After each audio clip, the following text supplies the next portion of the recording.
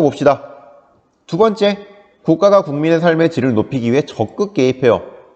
이건 뭔 말이냐? 간섭한다는 거예요. 아까 소극적 국가에서 핵심이 뭐였어요? 소극적 자유였죠. 간섭하지 않는 게 중요하다 그랬죠. 적극적 국가는 그 반대예요. 국민의 삶에 적극적으로 개입해요. 소극적 국가에서는 국민에게 소극적으로 해요. 별로 건들지도 않아. 말도 잘 안 걸어. 지키기만 해요. 자, 1번에서의 적극적 자유는 자기의 의지를 실현함을 말한다고 했죠? 그래서 이런 경우가 있어요. 여러 가지 장애물로 자신의 의지를 실현하지 못하는 경우가 있어요. 아까 말한 노비는 자기도 과거 시험을 봐서 관리가 되고 싶은데 신분제도에 막혀 있어. 너는 공부 아무리 잘해도 과거 시험 못 봐. 이래요, 나라에서. 그러면 의지가 실현될 수 없는 거잖아요. 어떤 장애물이 있어가지고, 여러 장애물이 있어서. 적극적 자유의 입장에서 이런 경우는 자유롭지 못하다. 이해되나요? 그래서 이런 거를 해결하기 위해서 장학금 제도 같은 게 있어요. 뭐냐? 공부를 하고 싶은데 지금 중학교까지 의무교육이죠? 여러분은 아마 고등학교도 의무교육일 수 있어요. 선생님이 지금 정확히 기억이 안 나는데, 자, 그럼 대학교를 예로 들어 봅시다. 대학교는 의무교육이 아니죠? 근데 내가 정말 대학에서 뭔가를 공부하고 싶은데 돈이 없어. 근데 공부는 잘해. 그러면 장학금을 지원해주는 제도가 있죠. 왜? 내가 돈이 없다는 이 장애물로 인해서 내 의지, 대학교 가는 거를 하지 못해. 그거를 없애주기 위해 장학금 제도가 있습니다. 또 저소득층 지원금. 내가 돈이 너무 부족한 경제적으로 약자야. 그래서 하고 싶은데 할 수 있는 게 없어. 돈이 없어. 그런 경우 지원해주는 제도가 있습니다. 또 장애인 의무 고용 제도 같은 게 있어요. 사회적인 약자죠, 장애인들은. 그런데 이렇게 기본적으로 몸이 힘들고 약한 사람들도 우리 사회에서 자, 여기 자신의 의지를 실현할 수 있도록 국가가 적극적으로 개입해가지고 도와준다는 거예요. 간섭을 해서.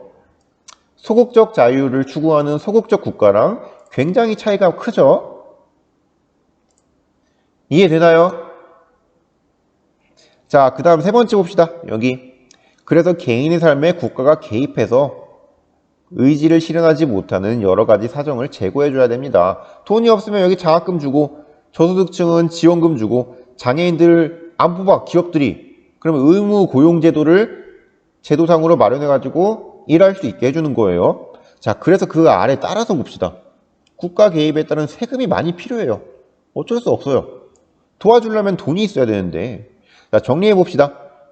세금을 통한 국가의 개입, 즉 간섭을 통해서 개인이 의지를 실현하지 못하는 장애물을 제거해줘요. 그래서 평등을 추구하는 겁니다. 이해되나요? 자, 다시 1번 여기 볼게요. 평등을 최우선의 가치로 추구한다고 했죠.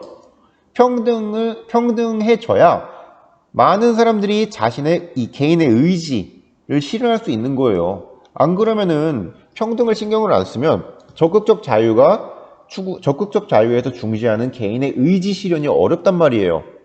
이해되죠? 평등을 추구합니다. 그래서 삶의 질을 향상시키는 것과 적극적 자유를 실현하는 것을 추구하는 거예요. 이해되나요? 자, 다시 한번 정리 부분 깔끔하게 하기 위해서 펜 한번 지우고 가겠습니다. 정리 부분 잘 봐요. 세금을 통한 국가의 개입, 즉 간섭, 소극적 국가랑 다르죠? 그래서 의지를 실현하지 못하는 장애물을 제거해요. 그래서 삶의 질을 향상시키고 적극적 자유를 실현해요. 즉 뭘 실현해? 의지를 실현할 수 있게 도와주는 거예요.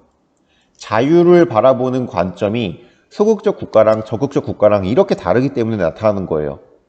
자, 세 번째, 장점 볼게요. 개인의 불평등을 좁혀줄 수 있다. 당연하죠. 평등을 최우선의 가치로 추구한다 그랬어요. 그 다음에 4번, 단점으로는 많은 세금 등 개인의 소유나 자유가 제한됩니다.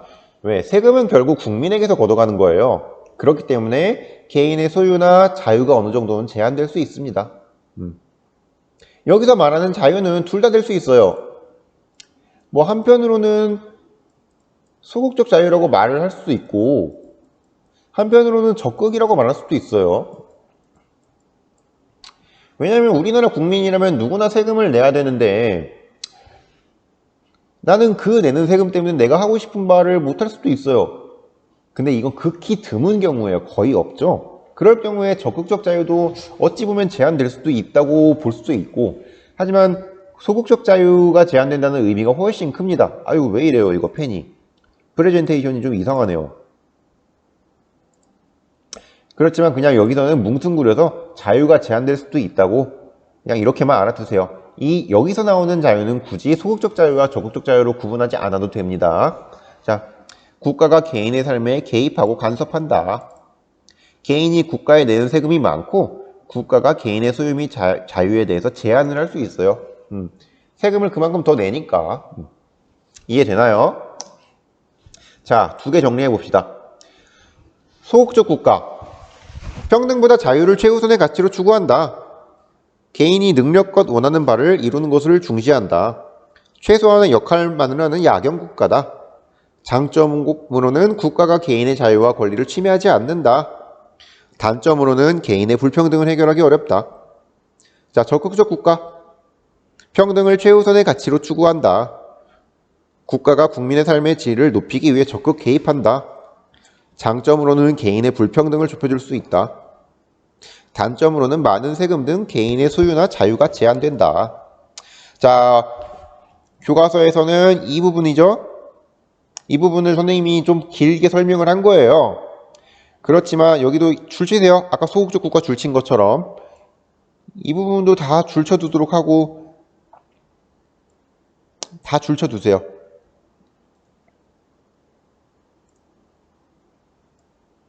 그리고 선생님이 아까 프레젠테이션, 그러니까 이거 파워포인트로 설명해 준 부분들 중에 교과서에 안 나온 부분들 있죠? 그 부분들 잘 정리해서 필기 분명히 해두도록 합시다. 중요한 내용이라 그랬어요. 이 부분에서 시험 문제 반드시 낼 겁니다. 알았죠? 자, 그럼 오늘 핵심은 이거예요.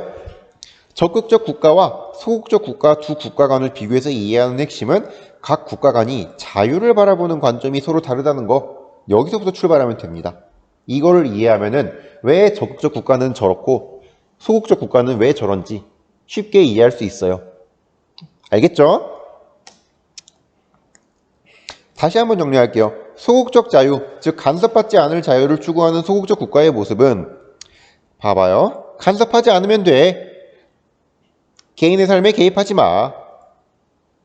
나라만 지켜. 범죄만 예방하고. 그러면은 능력 있는 사람은 자기 능력을 발휘해서 성공이 가능해요. 그런데 능력이 정말로 기본적으로 부족한 사람들이 있어요. 사회적, 경제적으로 힘든 사람들. 이 사람들은 어려운 처지에 놓이게 되겠죠. 그러면 불평등이 심해지기 쉬워요. 어렵지 않죠. 근데 여기서 시작하는 간섭하지 않으면 돼. 이게 뭐야? 이게 간섭받지 않을 자유잖아요. 왜 자유를 바라보는 관점이 중요한지 알겠죠? 그 다음 적극적 자유, 의지를 실현할 자유. 내가 하고 싶은 거, 즉 의지죠? 근데 나를 둘러싸고 있는 환경이나 조건이 너무 어려워. 나는 이거 하고 싶은데 능력도 있는데 울어요. 할 수가 없어. 그래서 의지를 실현해 줘야 된단 말이에요. 그래서 국가가 개입해야 돼. 간섭, 어떻게 보면 간섭이야. 너 이거 해 저거 해. 그래서 의지를 실현하도록 도와줘야 돼요. 그렇기 때문에 평등을 추구하는 것으로 이어집니다. 그래서 불평등을 해소하기 쉬워요. 국가가 도와줘도 되니까. 한편으로 개인의 소유나 자유가 어느 정도는 제한될 수 있다. 이해되죠? 의지를 실현할 수 있으면 어떻게 해야 되는가가 이해가 되면은 적극적 자유가 이해가 됩니다. 자, 지난 시간 과제. 이제 지난 시간 과제를 왜 내줬는지 이해가 되죠? 다 세금과 관련된 거예요. 세금을 어떻게 걷어야 되는가? 소극적 국가는 세금 어떻게 안 됐어요? 적게 낸다 그랬죠. 적극적 국가에서는 많이 낸다 그랬죠. 그래서 선생님이 이런 질문들을 여러분들께 과제로 내준 겁니다. 자, 오늘은 여기까지. 오늘 수업이 좀 길었는데 어려운 내용이라 어쩔 수 없어요. 잘 보고 과제 잘 하도록 하세요. 여기까지 끝.